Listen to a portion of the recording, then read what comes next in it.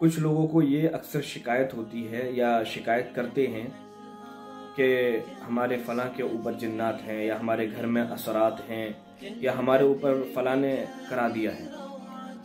میں سمجھتا ہوں کہ قرآن کریم کی جو تعلیمات ہیں ان کو اگر صحیح سے سمجھا جائے تو اللہ تبارک و تعالیٰ نے بڑے ہی مفید ترین نسخے ہمیں عنایت فرمائے۔ تو سب سے پہلے کچھ ہدایات ہیں جن کو ہمیں ذہن میں محفوظ رکھ لینا چاہیے کہ اگر ہم ان ہدایات پر عمل کریں گے تو انشاءاللہ کوئی نہ جنات کا اثر ہوگا، نہ کوئی وبا کا اثر ہوگا، اور نہ کوئی شیطانی طاقت کا آپ کے اوپر اثر ہو سکتا ہے۔ سب سے پہلے تو یہ ہے کہ ہم باوضو رہیں۔ یہ باوضو رہنے کا ایک ایسا بہترین عمل ہے کہ اگر آپ باوضو رہیں گے تو انشاءاللہ کوئی بلا اور مصیبت آپ کے اوپر نہیں آ سکتی۔ دوسری چیز، کچھ لوگ جو ہے وہ ناپاک رہتے ہیں، تو یہ ناپاک رہنا خود بلاوا دینا ہے بلاؤں اور مصیبتوں کے اپنے اوپر۔ تو جب بھی اگر کوئی ایسا موقع آ رہا ہے ہم ناپاک ہو گئے ہیں، کسی بھی ذریعے سے ہم ناپاک ہو گئے ہیں، تو ایسی صورت میں جلد سے جلد اپنے آپ کو پاک کریں، چاہے ہماری ظاہری ناپاکی ہو یا باطنی ناپاکی ہو، دونوں طرح کی ناپاکیوں سے ہم جلد سے جلد چھٹکارا پا لیں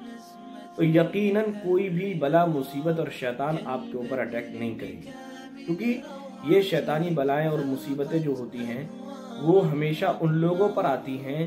جو ناپاک رہتے ہیں، یعنی اکثر اوقات ان کا ناپاکی میں گزرتا ہے، رات دن پورا کا پورا 1 2 دن 3 دن سے ناپاک چلے آ رہے ہیں، تو ایسی صورت میں ظاہر سی بات ہے کہ وہاں پر شیطان کو ایک موقع مل جاتا ہے اور آپ اس وقت جو ہے اپنی جو روحانی طاقت ہوتی ہے اس میں نہیں ہوتے ہیں۔ تیسری چیز یہ ہے کہ کچھ آیات اور احادیث میں ہمارے لیے دعا سکھلائی گئی ہے، ہمیں بتائی گئی ہے کہ اگر ان کا ورد رکھیں گے تو انشاءاللہ کوئی شیطانی طاقت اور کوئی شیطانی عمل ہمارے اوپر کارگر نہیں ہوگا۔ یہ 4 جو قل ہیں، قل هو اللہ احد، دوسرے قل یا ایھا الکافرون، تیسرے قل اعوذ برب الفلق، اور چوتھے قل اعوذ برب الناس، یہ چاروں قل ان کو پڑھ کر کے اپنے اوپر دم کر لینا، ہر نماز کے بعد یہ کرنا چاہیے، اور جب سوئیں تو اس وقت بھی 1 مرتبہ دم کر کے سونا چاہیے۔ سورہ فاتحہ چاہے تو تاقالت میں 3 یا 5 یا 7 مرتبہ کم سے کم اس کو پڑھ لیا کریں اور اپنے اوپر اس کو دم کر لیا کریں۔ اور ایک دعا ہے قُل رَبِّ أَعُوذُ بِكَ مِنْ هَمَزَاتِ الشَّيَاطِينِ وَأَعُوذُ بِكَ رَبِّ أَن يَحْضُرُونِ، یہ بھی بہت مفید ترین دعا ہے، اس دعا کا بھی ورد کر لیا جائے تو بہت اچھا ہے۔ اور شیطانی عمل کو اور شیطان کو بھگانے والی سب سے بہترین دعا جو ہے وہ ہے آیت الکرسی، کہ جو بندہ آیت الکرسی کا ورد رکھتا ہے یا رکھے گا، یا کوئی اس کو لگ رہا ہے کہ کوئی مجھ پر جو ہے حملہ آور ہو رہا ہے یا گھبراہٹ ہو رہی ہے، کوئی شیطانی عمل اس پر ایسا محسوس ہو رہا ہے کہ اس پر عمل ہو رہا ہے، تو اسی وقت وہ آیت الکرسی کا ورد اپنی زبان پر جاری رکھے گا تو انشاءاللہ وہ عمل بالکل چکنا چور ہو جائے گا، وہ شیطان بھاگ جائے گا، راہ فرار اختیار کر لے گا۔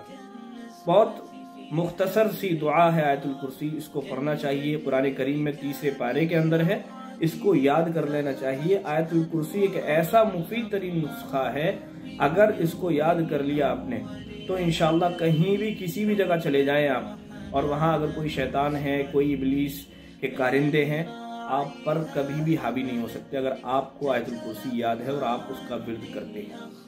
تو یہ تمام ہدایات ہیں اور یہ تمام دعائیں ہیں اس طرح کی، ان کو یاد رکھنا چاہیے، تو انشاءاللہ پھر یہ کوئی شکایت نہیں ہوگی کہ فلاں نے ہمارے اوپر کروا دیا، یا فلاں کے اوپر یہ اثر ہو گیا، یا ہمارے گھر میں کچھ کرایا ہے۔ یہ سب اپنی ہی کرتوت ہوتی ہیں، ہم ناپاک رہتے ہیں، ہم جو ہے ان چیزوں پر اعتقاد رکھتے ہیں، ہم ان آیاتوں کو ورد نہیں کرتے ہیں، ہم جو احادیث میں دعائیں آئی ہیں ان کو ورد نہیں کرتے ہیں۔ تو کم از کم 2-3 چیزیں ہمیں ذہن میں رکھنی چاہیے، ایک تو آیت الکرسی، اور 4 قل، اور سورہ فاتحہ، اور جو میں نے دعا بتائی قُل رَبِّ أَعُوذُ بِكَ مِنْ هَمَزَاتِ الشَّيَاطِينِ وَأَعُوذُ بِكَ رَبِّ أَن يَحْضُرُونِ، اس دعا کو پڑھیں، انشاءاللہ کوئی شیطانی عمل آپ پر کارگر نہیں ہوگا، کوئی شیطان اور ابلیس آپ پر حاوی نہیں ہوگا۔